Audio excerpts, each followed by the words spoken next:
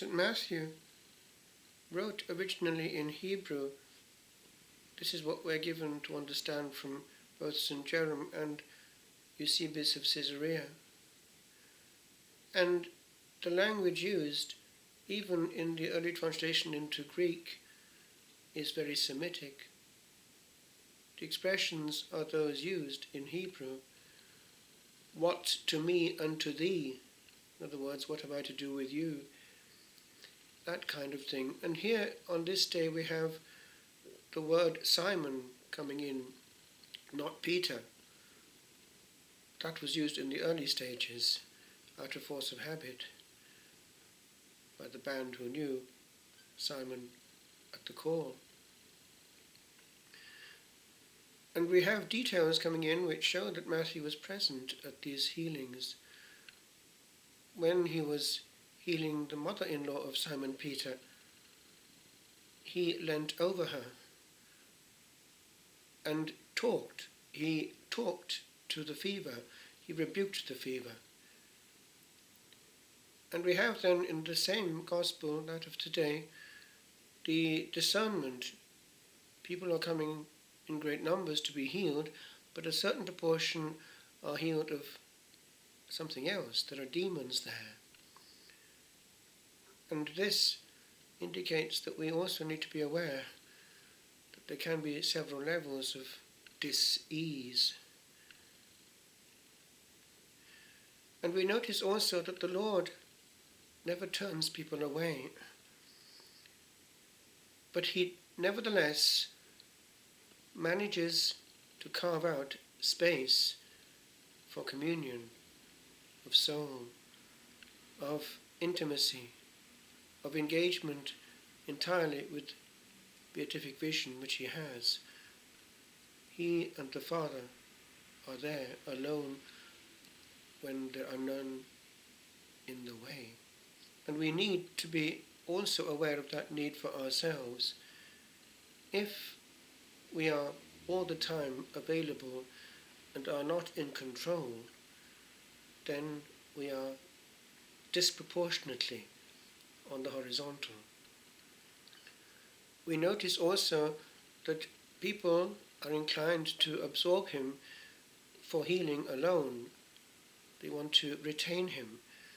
And he goes to other areas with these words, I must preach the word in other cities, for that is what the Father sent him to do.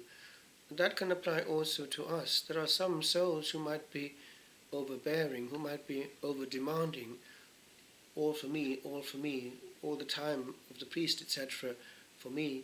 And there we have to be like the Lord, in control, and be spread out over those who really need us, who might not be the most overbearing at all. The Lord actually sought them out.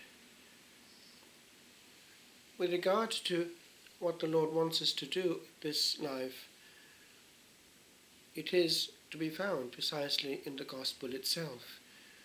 He managed to have in his day this early rise, and also the night was consecrated oftentimes unto prayer.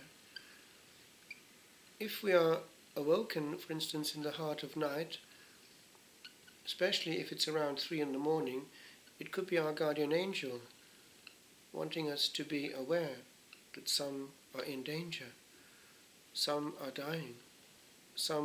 dying under their own hand, suicide and depression and isolation, pushed by you-know-who.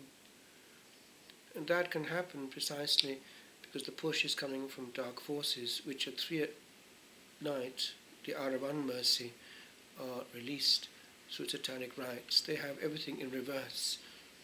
The hour of mercy is 3 o'clock in the afternoon, but they have these black rites using consecrated hosts at 3 in the morning. So we need to be aware of that. It would be better to pray at night than to be completely addicted to the latest news, the latest communication, the latest message, which after all passes. But if we are like the Lord, are able to carve out these moments, then the whole of life is changed. Why? We are in control, and we're not controlled by. It's a different mode. I will not let myself be taken up all the time by what is on the outside. I will maintain quality. Lord, this day is yours. Lead me, lest I waste it, for only once will it come this way through eternity.